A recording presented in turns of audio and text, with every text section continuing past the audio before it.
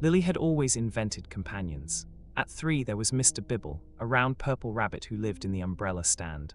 At 4, she shared her juice with a pair of twins named Click and Clack, who apparently lived in the ticking of the grandfather clock. I played along because that's what you do. You pour invisible tea, you set an extra place at the plastic table, you marvel at the elaborate worlds children spin from nothing. By the time she turned 6, the parade of imaginary friends had become background noise. So when she mentioned a new one, a friend who wouldn't tell her its name, I barely registered it. I asked what he looked like, and she just shrugged and said he was shy. Shy invisible friends weren't the strangest thing she dreamed up, and I let the matter drop. The house, I should say, had always had a certain quality to it. It was a century old, a colonial with narrow hallways and floors that talked to themselves at night. When we first moved in, I'd lie awake cataloguing every groan and pop, telling myself it was just the bones of the place settling, the radiators clicking through their cycles. After a few months, I stopped noticing. The sounds became the background music of our lives, as unremarkable as the hum of the refrigerator. But every so often, I'd catch myself pausing in a doorway, head tilted, certain I'd heard something just under the threshold of identifiable noise, something that didn't belong to the house's usual repertoire. I'd wait, and the silence would rush back in, and I'd carry on with whatever I'd been doing. Old houses are full of sounds. You can't chase everyone. The first thing I noticed after Lily mentioned the shy friend was a cold spot in the upstairs hallway. It was late October, the heat already running, and yet there it was, a narrow pocket of chill just outside her bedroom door, as if someone had left a window open. I checked. The windows were shut tight. I ran my hand through the air, felt the temperature drop across my knuckles, and then the spot was gone, swallowed by the warm draft from the vent. I told myself it was a leak in the ductwork, and made a mental note to call someone. I never did. A few days later, I found one of Lily's stuffed animals, a floppy-eared dog she'd had since she was 2, sitting at the bottom of the stairs. Lily never left her toys on the stairs. She was meticulous about keeping them in her room, arranged on her bed in a specific order. I picked up the dog, carried it back upstairs, and set it in its proper place between the bear and the rabbit. The next morning, it was at the bottom of the stairs again. When I asked Lily about it, she looked genuinely puzzled and said she hadn't touched it. I chalked it up to sleepwalking, though she'd never done that before. These were small things: a cup of water on the nightstand that I didn't remember pouring, a light left on in the bathroom at 3 a.m. when I was certain I'd switched it off, the sense once or twice while cooking dinner that someone was standing just behind my left shoulder, close enough that I should feel breath on my neck. I'd turn, wooden spoon dripping, and find nothing, just the empty kitchen and the sound of Lily's cartoons drifting in from the living room. I'd laugh at myself, a short, breathy sound, and go back to stirring. I was tired. That was the explanation I kept reaching for. Single motherhood is a long exercise in managed exhaustion. Your brain glitches. Your peripheral vision populates with phantoms. You see things that aren't there because your mind is running on fumes. I told myself this so often it became a kind of mantra, and for a while it worked. Then I opened the door to her playroom and saw the hand. Lily had set up a tea party on the low folding table by the window. Tiny cups, a plastic teapot, her bear propped in one chair. She was chattering away to the empty seat across from her. I cracked the door to ask what she wanted for dinner, my eyes already scanning the room for laundry I'd missed, and in that half-second wedge of vision, I glimpsed something resting on the far edge of the table. A hand. Not a child's hand, too long, the fingers like slender shadows, the skin the grey of old dishwater. It was curled loosely around a saucer, and the moment the door swung wide enough to frame it, the hand snapped backward and out of sight, so fast the air seemed to blur. No sound, no displaced chair, just absence. I stood there with my mouth half open, the dinner question dead on my tongue. Lily looked up, bright and unconcerned. "Mac and cheese, please." I blinked at the empty spot. The saucer was perfectly still. I told myself the sun had thrown a weird reflection, that my tired eyes had stitched together a shadow and a toy. I said, coming right up, and shut the door. My heart was thumping in a way that felt absurd. I made the mac and cheese, and I didn't think about it again until the birthday party. Not really. But that night, after Lily was asleep, I found myself standing in the playroom doorway, staring at the folding table, trying to reconstruct the angle of the light. I couldn't. The windows face east. There was no direct sun at that hour. I turned off the light and closed the door with more force than necessary. The weeks that followed brought more of the same.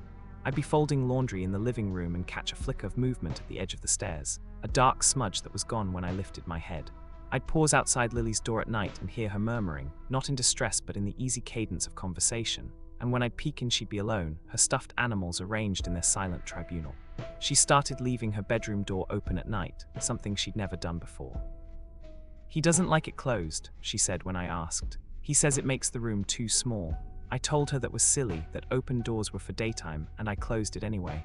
The next morning it was open again. She swore she hadn't gotten up. I started sleeping with my own door open too, not because I was afraid. I wasn't, not yet, but because I wanted to hear if anything moved in the hallway. I told myself it was just a phase, that Lily's imagination was running hot, that my own tired brain was playing tricks. The cold spot outside her room came back, stronger this time. I could see my breath there at night, a faint white plume that dissipated as quickly as it formed. I mentioned it to a friend at work, who suggested I have the insulation checked. I said I would. I didn't. Lily turned 7 in early October. We invited 4 real kids from her first grade class, including a 5-year-old boy named Tommy, whose mother worked in my office. The kids tumbled into the living room while the parents congregated in the kitchen with coffee and store-bought pastry. I was leaning against the counter, half listening to someone's story about a flooded basement, when I realized I'd been checking the hallway over my shoulder every few minutes, a habit I hadn't noticed forming. I forced myself to focus on the conversation, to laugh at the right moments, to be present. It was a party. Nothing was going to happen. Then a raw, hiccuping wail cut through the house. We found Tommy in the hallway near the bathroom, pressed against the wall with his fists jammed into his eyes. He wasn't screaming anymore, just sobbing in that whole body way small children do when fear has emptied them of words. His mother knelt and gathered him up, and between heaving breaths he managed something about Lily's friend. I smoothed his hair back. "Which friend, honey?" one of the other kids. He shook his head violently. The other one, the one who's not, he made scary faces at me. His face went all wrong, like it got squished, and then it got long, and his eyes went too big, and he didn't have a mouth, but then he did, and it was all twisty. He buried his face in his mother's shoulder. "He's not here anymore. The person who did it isn't here." A prickle walked up my spine. I did a quick head count. All 4 children accounted for, plus every parent. No one had left. I assumed Tommy was just overstimulated and mixing up a bad dream with the commotion of the party. His mother apologized. We soothed him with cake, and the afternoon lurched back toward normal. But I noticed that Lily was unusually quiet for the rest of the party. She didn't seem upset exactly, more like she was listening to something none of us could hear. When the other kids sang Happy Birthday, she stared at the corner of the room for a long moment before turning to blow out the candles. I didn't forget what Tommy said. It lodged somewhere deep, a splinter I couldn't dig out. That night, after the guests had gone and Lily was asleep, I was wiping crumbs from the folding table in the playroom. The house had settled into the dense quiet that follows a day of noise.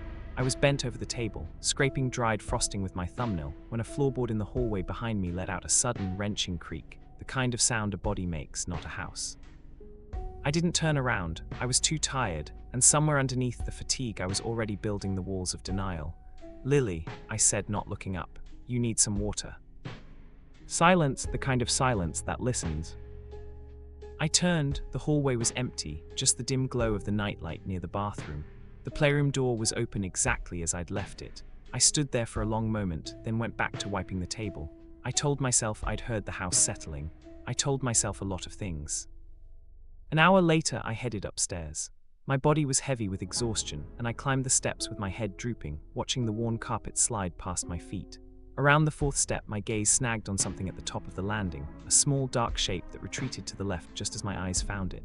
A foot, bare, impossibly narrow, the toes too long, like the fingers I'd seen on the table. It pulled back around the corner and into the hallway shadows without a whisper of friction. My exhaustion blew apart. The left hallway led to Lily's room. I took the remaining stairs in a frantic scramble and burst through her door, already scanning for an intruder. Lily jolted upright in bed with a cry. I checked under the bed, wrenched open the closet, looked behind the curtains. Nothing. No open windows, no displaced furniture. No sign of any living thing except a terrified 7-year-old staring at me with wet eyes. "Mommy, what's wrong?" I stood there panting, my hands shaking. "Did you get up? Were you walking around just now?" "No, I was sleeping," her voice quavered. "You scared me." I apologized until she lay back down, then sat on the edge of her bed until her breathing evened out. I didn't sleep well, but eventually the adrenaline burned off and my body crashed, and I woke the next morning to sunlight and the distant rumble of the school bus I'd already missed. Lily was at school. The house was bright and normal. I almost laughed at myself. Almost. The call to 911 came 3 days later. It was a Thursday morning. I'd put Lily on the bus and was stumbling toward the kitchen for coffee, still in my pajamas, my brain a half-functional fog. The kitchen doorway is at the end of a short hall, and as I approached I saw something wrapped around the doorframe at about the height of a grown man's shoulder. A hand, grey, elongated, the fingers curling inward like the legs of a dead spider. It was absolutely distinct, solid and textured in the morning light, and it vanished the instant I made a sound, a choked gasp that was half squeak and half scream. I watched it whip back around the frame and out of sight with that same impossible speed, leaving nothing but the white painted wood and my own thundering pulse. I didn't chase it. I backed into the living room, grabbed my phone, and dialed 911 with trembling fingers. I told the dispatcher there was an intruder in my house. I used words like someone's hand, and I saw it grab the doorway. I didn't say grey or too long, because even through the panic I knew how that would sound.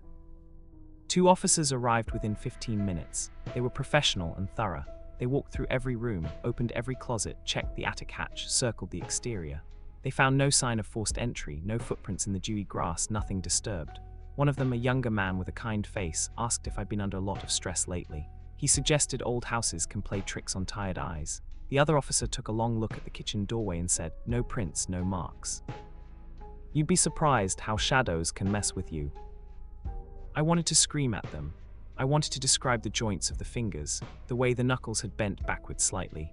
Instead, I nodded and thanked them, and let them leave me alone in a house that suddenly felt like a held breath. After they left, I stood in the hallway for a long time. The silence was enormous. I could hear my own pulse in my ears, the faint tick of the grandfather clock in the living room, the hum of the refrigerator. Ordinary sounds, safe sounds, but beneath them something else, a low, almost subsonic pressure, like the feeling of a storm gathering miles away. I told myself it was my imagination. I'd just had a scare. It was natural to feel on edge. That night I set up my old baby monitor in the playroom. It had a grainy camera and night vision, and I angled it toward the folding table. I plugged the receiver into the outlet next to my bed and watched the small screen as Lily played Tea Party the next afternoon, chatting to the empty chair. I saw nothing live, but when I reviewed the footage later, frame by frame, I found something. At 3:47 p.m., for exactly 3 frames, a dark shape crouched beside the table. It was tall and folded in on itself like a piece of origami made from shadow. In the 3rd frame, the shape's head turned toward the camera, and I glimpsed a face that wasn't a face, a smooth, concave surface like a bowl of still water, with features that shifted beneath the surface without breaking it. I saved the clip and watched it 5 times. On the 6th, the file corrupted and wouldn't open again. The nights became an exercise in endurance. I'd lie awake long after Lily fell asleep, listening to the house. I learned to distinguish every sound: the creak of the 3rd stair from the bottom, the rattle of the loose windowpin in the bathroom, the soft groan of the hot water pipes as they cooled, and I learned to recognize the sounds that didn't belong. The floorboard in the upstairs hallway, the one directly outside Lily's door, would creak at irregular intervals, not the rhythmic pattern of settling wood, but isolated, deliberate, as if something heavy was shifting its weight from one foot to another. I'd hold my breath and wait, and the creaking would stop, and the silence would stretch out thin and taut. I started pausing outside Lily's door before bed, ear pressed to the wood. I'd hear her talking, her voice soft and lilting, the cadence of someone confiding secrets. "You don't have to be shy anymore," she said one night. "I told you Mommy won't mind." I never heard anything answer, but the air outside her door was always cold, that same pocket of unnatural chill I'd noticed weeks before. It had spread. Now the entire hallway outside her room was noticeably colder than the rest of the upstairs, even with the heat running full blast. One night, around 1 a.m., I was in the kitchen getting a glass of water. I'd left the lights off, navigating by the glow of the street lamp through the window. As I turned from the sink, I saw a shape in the doorway, tall, thin, motionless. I gasped and fumbled for the light switch, and when the fluorescence flickered on, the doorway was empty. But my glass of water was now on the other side of the counter, several feet from where I'd set it down. I didn't remember moving it. I didn't remember much of that night at all, except that I sat at the kitchen table until sunrise, every light in the house blazing, and I didn't drink the water. The next day I found myself on the internet, chasing shadows, a forum for people who believed in things most people don't. I posted a carefully worded message about what I'd been seeing, the flickers, the cold, the feeling of being watched. A user with an avatar of a dead tree responded within the hour. Attention is also a handle. If it knows you've seen it, that might be enough. I read that message several times. I'd already given it plenty of attention. The question was whether it knew. Lily noticed the shift in the house. She grew quiet and watchful, and one evening she asked me if I was mad at her friend. I told her I wasn't mad at anyone. She studied my face with that too calm expression she'd started wearing and said, "He knows you're looking for him now. He doesn't hide as much." I tucked her in that night with a smile that felt stapled on. I told her everything was fine, and I left the door open just a crack wider than usual. As I walked back to my own room, I passed through the cold spot in the hallway, and this time it didn't feel like an absence of heat. It felt like a presence, like walking through something that was standing very, very still, waiting for you to notice it. At 2:00 a.m., I stood in the hallway outside her room and listened to the silence. It was the thickest silence I'd ever encountered, a silence with texture, and underneath it I could sense something breathing, not air but attention. It was waiting. I don't know why I turned around. Some part of me had felt it there for weeks, darting out of sight, and I think I just couldn't bear the periphery anymore. I wanted to meet it head-on, to force it into the open and prove to myself that it was real or that it wasn't. So I turned slowly and looked directly into the darkness at the end of the hall. The darkness looked back. At first I thought my eyes were failing. The shadows at the end of the hallway seemed to thicken, to take on a weight and depth that the rest of the darkness lacked. It was the difference between a painted backdrop and a chasm. The air pressure shifted, a faint pop in my ears like ascending a mountain too fast. The cold that had been pooling outside Lily's door radiated outward, crawling up my bare ankles, seeping through my pajamas. And then it unfolded. It came out of the corner in a way that defied the geometry of the hallway, like a spider emerging from a crack that shouldn't have been deep enough to contain it. It was tall, easily 7 feet, though its form seemed to stretch and compress as it moved, as if it wasn't entirely committed to a single set of dimensions. Its limbs were long and jointed in wrong places, bending with a fluid, silent precision. Its torso was made of compressed shadow, a static-like flicker that hurt to look at directly, the way a bright light hurts, only inverted. It was the darkest thing I had ever seen, a darkness that didn't just absorb light but seemed to deny that light had ever existed in that space. Its head was the worst part, a smooth, elongated oval that tilted slightly as it regarded me, as if it was curious. Where a face should have been, there was only a shifting film, a membrane like the surface of a soap bubble, iridescent and thin, and on that surface, faces flickered. I saw Lily first, her sleeping face peaceful, the way she looked when I checked on her at night. Then the face shifted, the features melting and reforming, and it was my own face staring back at me, my eyes wide, my mouth open in a silent, frozen gasp. The expression was pure terror, and seeing it reflected made my legs go weak. The face shifted again. Tommy appeared, the crying boy from the birthday party, his features contorted not into tears, but into something beyond crying, something that had moved past fear into a place where sound no longer helped. His mouth stretched into a quivering O of distress, and I remembered his words, twisty. More faces, a woman I didn't recognize, her expression blank and hollow, an old man with sunken cheeks, his eyes closed. Then Lily again, but this time her face was wrong, still her features, but arranged in a way that was subtly, horribly off, as if someone who had never seen a human child had tried to draw one from a description. The membrane rippled and the faces cycled faster, a slideshow of strangers in various states of distress, and then it stopped on a face I knew better than any other. My mother, she looked exactly as she had in the months before she died, worn thin by illness, her eyes fixed on something just past my shoulder. Something she'd seemed to see in the corner of her hospital room, something she'd never been able to describe. I couldn't move, I couldn't speak. The thing didn't move toward me, it simply stood there, filling the hallway, and I understood with perfect clarity that I had crossed a line. Not by speaking a name, I had no name to speak, but by looking. By acknowledging it fully, by meeting its gaze, I had done something irreversible. I had opened a door that could not be closed. The silence stretched. The faces on the membrane continued to shift, slower now, almost lazy. I became aware of a low hum, not a sound so much as a vibration in my chest, like the bass note of a distant engine. The cold intensified until my teeth ached. I thought of Lily, sleeping just a few feet away, and I wanted to scream, to run to her, to grab her and flee the house. But my body wouldn't obey. I was rooted to the spot, held not by any visible force, but by the sheer weight of the thing's attention. It was looking at me, and I was looking at it, and in that moment nothing else existed. Then slowly the membrane of its face smoothed to a blank slate. The faces stopped. The surface became perfectly still, a mirror of nothing, reflecting only the dark. The figure held there for a long moment, I don't know how long, seconds or minutes or hours, and then it began to dissolve. It didn't retreat or fade. It unraveled like ink spreading through water, its edges losing definition, its form bleeding back into the shadows from which it had come. The last thing to go was the blank oval of its head, which tilted once more, a final, almost quizzical gesture, before it too dispersed into the darkness. The hallway was empty. The cold receded, replaced by the ordinary warmth of the heating vent. The pressure in my ears popped again. The hum faded to nothing. I could hear Lily breathing, soft and steady, through the crack in her door. I didn't scream. I slid down the wall and sat on the floor until dawn. When the first grey light crept through the window at the end of the hall, I got up, made coffee, and started my day. What else was there to do? That was 3 years ago. Lily is 10 now. She doesn't talk about her invisible friend anymore, not directly. But sometimes I catch her looking at a corner and nodding as if listening.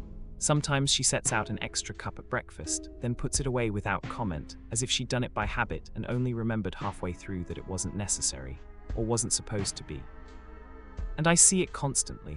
Never head-on anymore, never fully, but in the corner of my eye. A hand retreating behind the refrigerator when I enter the kitchen. A foot pulling back around the bathroom door as I climb the stairs. A tall, patient shape standing just behind the shower curtain when I brush my teeth, visible only as a distortion in the light, a place where the air seems to bend. When I turn, there's nothing, but that's the point. It's never there when I look, it's only there when I don't.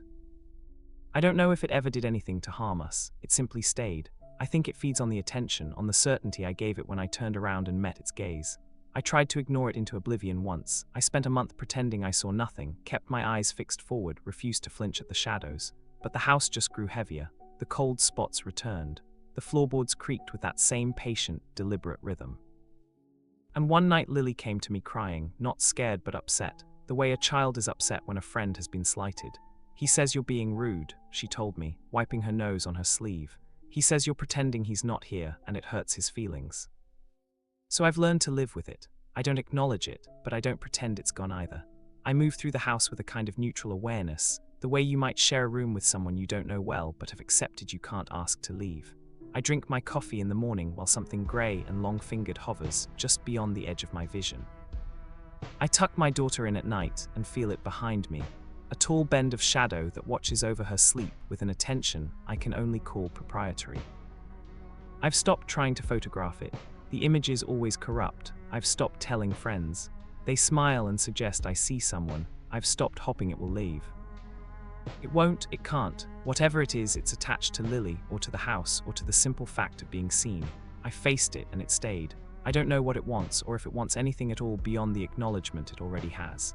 It's simply here, in the doorway when I'm not looking, at the foot of the stairs when I climb them with my head down.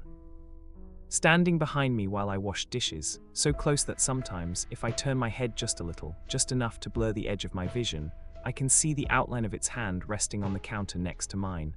Not touching, just there, always.